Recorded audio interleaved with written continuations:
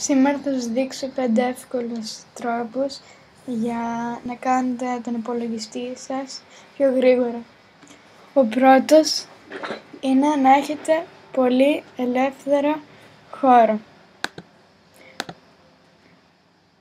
Πάτε εδώ πέρα,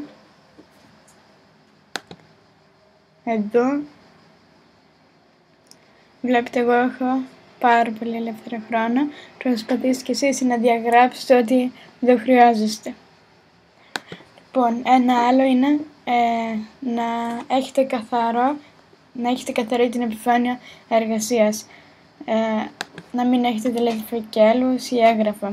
Αν θέλετε να έχετε όμως φακέλους, καλύτερα είναι να έχετε όλους τους φακέλους μέσα σε έναν, όπως έχω εγώ. Ένα άλλο είναι πάτε στους χρήστες και ομάδες, στοιχεία εισόδου, και εδώ πέρα αυτά τα στοιχεία που θα έχουν tick θα ανοίγουν αυτόματα όταν κάνουμε την είσοδο.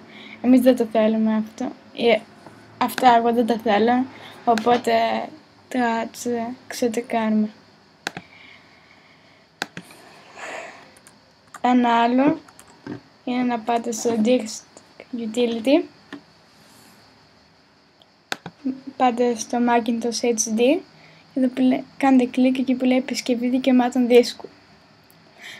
Αυτό θα σας κάνει τον υπολογιστή σας πιο γρήγορα.